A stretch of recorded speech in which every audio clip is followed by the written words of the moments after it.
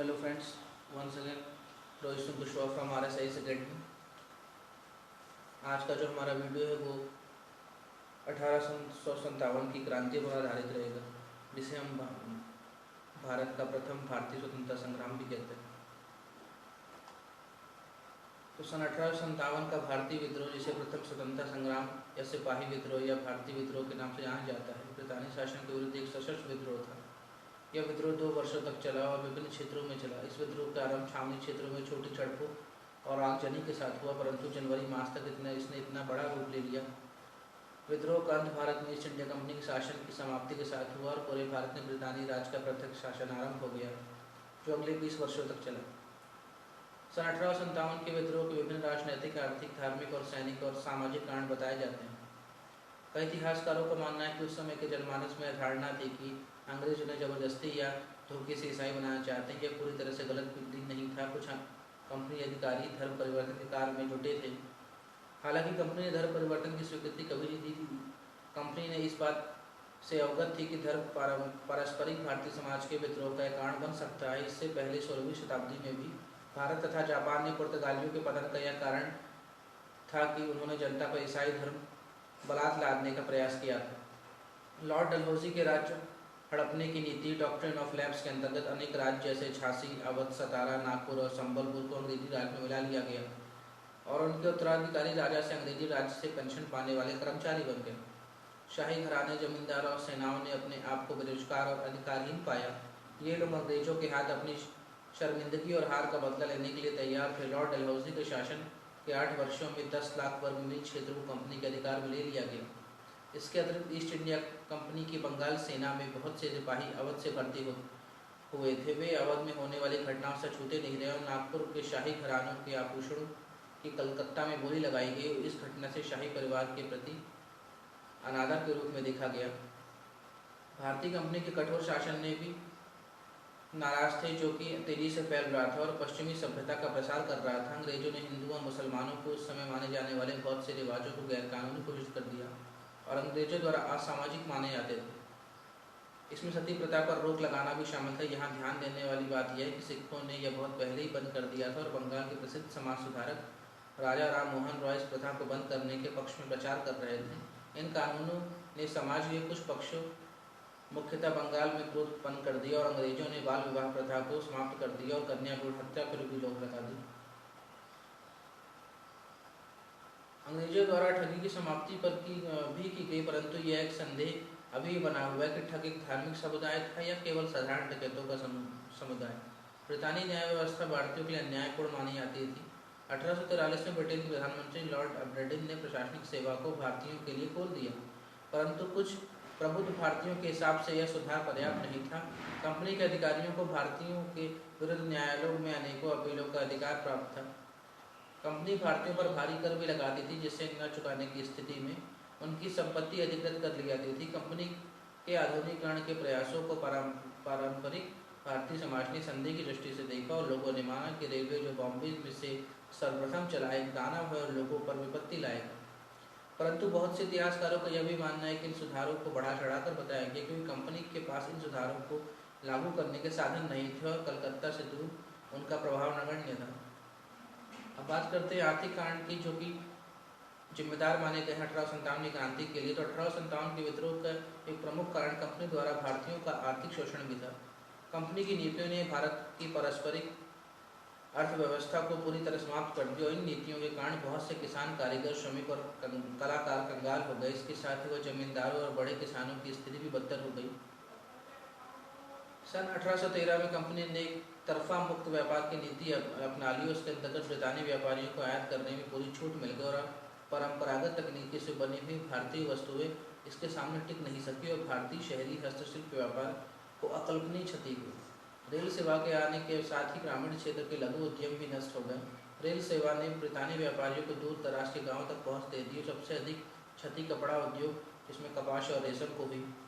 इसके साथ ही लोहा व्यापार, बर्तन, कांच, कागज, धातु, बंदूक, जहाज और अंग्रेजों के उद्योगों को भी बहुत क्षति हुई। 18वीं सदी और 19वीं शताब्दी में ब्रिटेन और यूरोप में आयात कर अनेक रोकों को चलते भारतीय निर्यात समाप्त हो गया। पारस्परिक पारंपरिक उद्योगों के नष्ट होने के साथ साथ आधुनिक उद्योगों के विकास न होने के कारण यह स्थिति और विकट हो गई। साधारण जनता के पास खेती के अलावा कोई और साधन नहीं बचा। खेती करने वालों किसान की हालत भी खराब थी। ब्रितानी शासन के प्रारंभ में किसानों को जमींदारी की दया पर छोड़ दिया गया, जिन्होंने लगान को बहुत बढ़ा दिया और बेकार तथा अन्य तरीकों से किसानों का शोषण करने लगे। कंपनी ने खेतों में सुधार पर बहुत कम खर्च किया। अधिकतर लगान कंपनी खर्चों को पूरा करने में प्रयोग होता था। फसल की खराब होने की दशा में भी किसानों को साहूकार अधिक ब्याज पर कर्जा देते थे और अनपढ़ किसान कई तरीकों से ठगे जाते थे। ब्रितानी कानून व्यवस्था के अंतर्गत भूमि हस्तांतरण वैध हो जाने के कारण किसानों को अपनी भूमि से भी हाथ धोना पड़ा।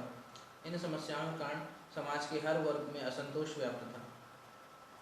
राजनीतिक कारण की बात करें तो सन 1848 से लेकर 1856 के बीच लॉर्ड डलहौजी के डॉक्ट्रिन ऑफ लैप्स के कानून के अंतर्गत अनेक राज्यों पर अधिकार कर लिया गया। इस सिद्धांत के अनुसार कोई राज्य क्षेत्र या ब्रितानी प्रभाव का क्षेत्र कंपनी के अधीन हो जाएगा यदि क्षेत्र का राजा निसंतान मर जाता है या शासक कंपनी की दृष्टि से अयोग्य साबित होता है। इस सिद्धांत पर कार्य करते हुए लॉर्ड डलहौजी और उसके उत्तराधिकारी लॉर्ड कैनिंग ने सतारा, नागपुर, झांसी, अवध को कंपनी के शासन में मिला लिया। कंपनी द्वारा तोड़ी गई संधियों और वादों के कारण कंपनी की राजनीतिक विश्वसनीयता पर भी प्रश्न लग चुका था। सन 1849 में लॉर्ड डलहौजी की घोषणा के अनुसार बहादुर शाह के उत्तराधिकारियों को ऐतिहासिक लाल किला छोड़ना पड़ा और शहर के बाहर ही जाना पड़ा। सन 1856 में लॉर्ड कैनिंग की घोषणा पर बहादुर शाह के उत्तराधिकारी राजा नहीं खिलाएंगे और मुगलों को कंपनी के विद्रोह में खड़ा कर दिया। सिपाही मूलतः कंपनी के बंगाल सेना में काम करने वाले भारतीय मूल के सैनिक थे। बम्बई, मद्रास, बंगाल प्रेसिडेंसी को अपनी अलग सेना और सेना प्रमुख होता था। इस सेना से ब्रितानी सेना से अधिक सिपाही थे। सन 1856 में इस सेना में 2,46,000 सिपाही थे। बम्बई और मद्रास प्रेसिडेंसी की सेना में अलग अलग क्षेत्रों में लोग होने के कारण सेना विभिन्नता से पूर्ण थी और इनमें किसी एक क्षेत्र के लोगों का प्रभुत्व नहीं था। परंतु बंगाल प्रेसिडेंसी की सेना में भर्ती होने वाले सैनिक मुख्यतः अवध और गंगा के मैदानी क्षेत्रों के भूमिहार ब्राह्मण और राजपूत थे। कंपनी के प्रारंभिक वर्षों में बंगाल सेना में जातिगत विशेषाधिकारों और रीति रिवाजों को महत्व दिया जाता था, परंतु 1840 के बाद कलकत्ता में आधुनिकता पसंद सरकार आने के बाद सिपाहियों में अपनी जाति खोने की आशंका व्याप्त हो गई। सेना में सिपाहियों को जाति और धर्म संबंधित चिन्ह पहनने में मना कर दिया गया। 1856 में एक आदेश के अंतर्गत सभी नए भर्ती सिपाहियों को विदेश में कुछ समय के लिए काम करना अनिवार्य कर दिया। सिपाही धीरे धीरे सेना के जीवन में विभिन्न पहलुओं से असंतुष्ट हो चुके थे। सेना का कम वेतन था। अवध और पंजाब जीतने के बाद सिपाहियों को भत्ता भी समाप्त कर दिया गया। एनफील्ड बंदूकों के बारे में फैली अफवाहों ने सिपाहियों की आशंका को और बल दिया कि कंपनी उनके धर्म और जाति परिवर्तन कराना चाहती है। एनफील्ड बंदूकों की बात करते हैं तो विद्रोह का प्रारंभ एक बंदूक की वजह से हुआ। सिपाहियों को पैटर्न 1843 एनफील्ड बंदूकें दी गई जो .477 कैलिबर की बंदूक थी तथा पुरानी और कई दशकों से प्रयोग में लाई जा रही थी। ब्राउन बैस के मुकाबले में शक्तिशाली और अचूक ये बंदूक थी। नई बंदूक में गोली दागने की आधुनिक प्रणाली फ्रिक्शन कैप का प्रयोग किया गया था, परंतु बंदूक में गोली भरने की प्रक्रिया पुरानी थी। नई एनफील्ड बंदूकें भरने के लिए कारतूसों को दांतों से काटकर खोलना पड़ता था और उसमें भरे हुए बारूद को बंदूक की नली में भरकर कारतूस को डालना पड़ता था। कारतूस का बाहरी आवरण में चर्बी होता था जो कि उसे पानी की स्लंग से बचाती थी। सिपाहियों के बीच अफवाह फैल चुकी थी कारतूस में लगी हुई चर्बी सुअर और गाय के मांस से बनाई जाती। यह हिंदू और मुसलमान सिपाही दोनों की भावनाओं के विरुद्ध था। ब्रितानी अफसरों ने इसे अफवाह बताया और सुझाव दिया कि सिपाही नए कारतूस बनाए गए हैं, उसमें बकरे और मधुमक्खियों की चर्बी का प्रयोग किया गया। इस सुझाव ने सिपाहियों के बीच फैली अफवाह को और पुख्ता कर दिया। दूसरा सुझाव यह दिया गया कि सिपाही कारतूस को दांतों से काटने की बजाय हाथों से खोले, परंतु सिपाहियों ने इसे ये कहते हुए अस्वीकार कर दिया वे कि कभी भी नई कवायद को भूल नहीं सकते और दांतों से कारतूस को काटेंगे ही। तत्कालीन ब्रितानी सेना प्रमुख जॉर्ज एंसन ने अफसरों को सलाह को दरकिनार करते हुए इस कवायद और नई बंदूक से उत्पन्न हुई समस्या को सुलझाने के प्रयत्न नहीं किए। एक और अफवाह जो कि उस समय फैली हुई थी, कंपनी ने का राज्य सन 1856 में प्लासी युद्ध से प्रारंभ हुआ था और सन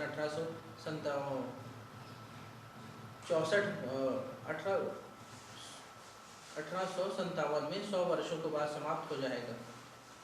चपाती और कमल के फूल भारत के अनेक भागों में वितरित होने लगे और ये आने वाले विद्रोह के लक्षण थे। विद्रोह प्रारंभ होने के कई महीनों पहले से तनाव का वातावरण बन गया था और कई विद्रोहजनक घटनाएं घटी। 24 जनवरी 1846 में कलकत्ता के निकट आगजनी घटनाएं हुई। 26 फरवरी 1848 में 19वीं बंगाल नेटिव इन्फेंट्री के नए कारतूसों का प्रयोग करने से मना कर दिया और रेजिमेंट के अफसरों ने तोपखाने और घुड़सवार दस्ते के साथ इसका विरोध किया और बाद में सिपाहियों की मांग मान ली।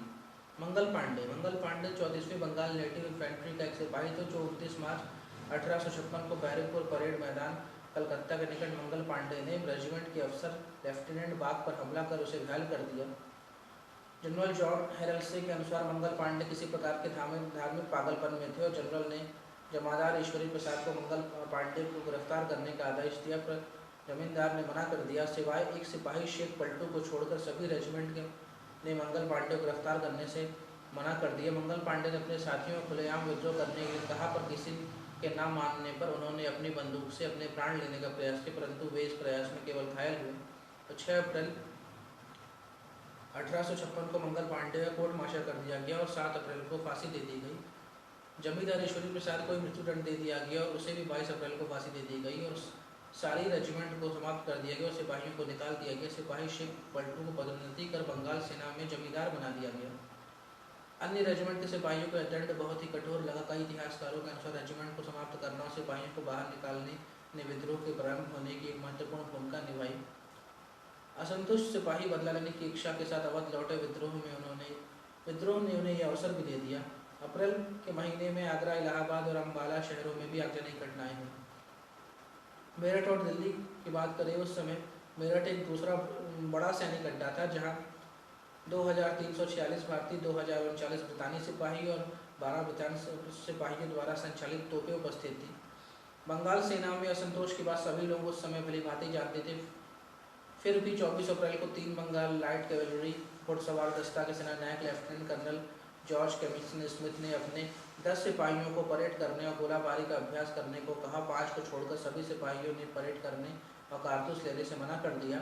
9 मई को 85 सिपाहियों को सैनिक अदालत द्वारा कोर्ट मार्शल कर दिया गया और इतर सिपाहियों को 10 वर्ष की कठोर सजा का दंड दिया गया। 11 सिपाहियों को आयु कुछ कम थी, उन्हें 5 वर्ष का दंड सुनाया गया और बंदी सिपाहियों को कुछ को बेड़ियों में बांधकर वर्दी उतारकर सेना के सामने परेड कराएगी। इसके साथ बंदी सिपाहियों के साथ अपने साथी सैनिकों का समर्थन न करने के लिए भी दोषी ठहराया गया। सबसे ज़्यादा योगदान कोतवाल धन सिंह गुर्जर का था और यहाँ की कमान उन्हीं के हाथ में रही। अगला दिन रविवार का था और इस दिन अधिकतम ईसाई आराम से पूजा करते थे और कुछ भारतीय सिपाहियों ने ब्रितानी अफसरों को बंदी सिपाहियों को जबरन छुड़ाने की योजना का समाचार दिया, परंतु बड़े अधिकारियों ने इस पर कोई ध्यान नहीं दिया। मेरठ शहर में शांति से फैली हुई थी। बाजार में कई विरोध प्रदर्शन हुए थे और आगजनी घटनाएं हुई थी। शाम को बहुत से यूरोपीय अधिकारी चर्च जाने की तैयारी कर रहे थे, जबकि बहुत से यूरोपीय सैनिक छुट्टी पर थे और मेरठ के बाजार या कैंटीन गए हुए थे। भारतीय सिपाहियों ने 3 बंगाल लाइट कैवेलरी के नेतृत्व में विरोध कर दिया। कनिष्ठ अधिकारियों ने विद्रोह को दबाने का प्रयास किया और वे सिपाहियों द्वारा मारे गए यूरोपीय अधिकारियों और असैनिकों के घरों पर भी हमला हुआ और 4 असैनिक, 8 महिलाएं, 8 बच्चे मारे गए। छुट्टी पर गए सिपाहियों को बाजार में भीड़ ने हमला कर दिया। सिपाहियों ने अपने 84 बंदी साथियों और 800 अन्य बंदियों को भी छुड़ा लिया। कुछ सिपाहियों ने मुख्यतः 11 बंगाल नेटिव इन्फेंट्री विरोध करने से पहले विश्वसनीय अधिकारी उनके परिवार को सुरक्षित स्थानों पर पहुंचा दिया और कुछ अधिकारी और उनके परिवार रामपुर बच निकले और उन्होंने रामपुर के नवाब के यहाँ शरण ली। 50 भारतीय सैनिक अधिकारियों के नौकर जिन्होंने अपने मालिक को बचाने या छुपाने का प्रयास किया था भी विद्रोही द्वारा मारे गए और इस नरसंहार में अतिशयोक्तिपूर्ण कहानियाँ और मरने वालों की संख्या ने कंपनी को असैनिक भारतीय और विदेशियों के दमन का एक बहाना भी दे दिया।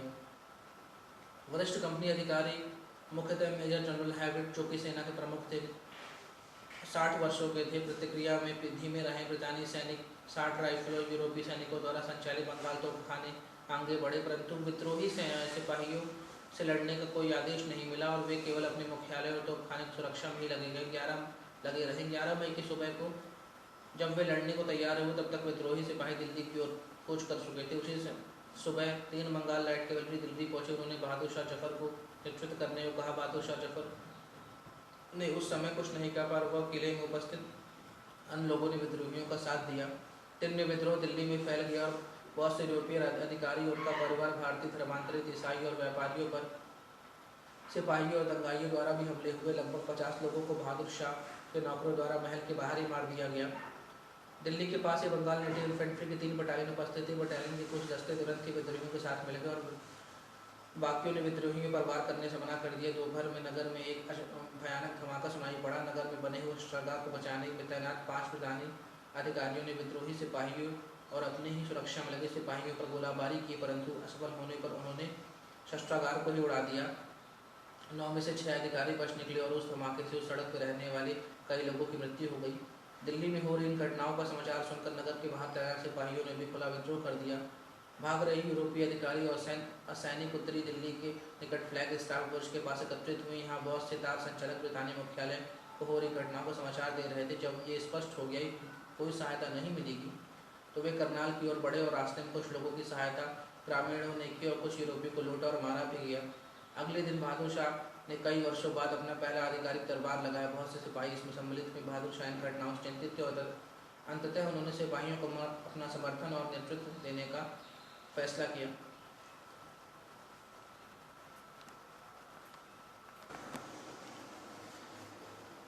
इसके बाद हमें पढ़ना है इनका 1857 क्रांति में किन्होंने समर्थन दिया, किन्होंने इनका विरोध किया। तो उसको हम अपने अगले वीडियो में देखेंगे। तो अगर आपको हमारा ये वीडियो पसंद आया तो हमें सब्सक्राइब कीजिए या हमारे Facebook page RSI Academy visit कीजिए या वह हमारी वेबसाइट www.rsacademygroup.com विजिट कीजिए। Thank you.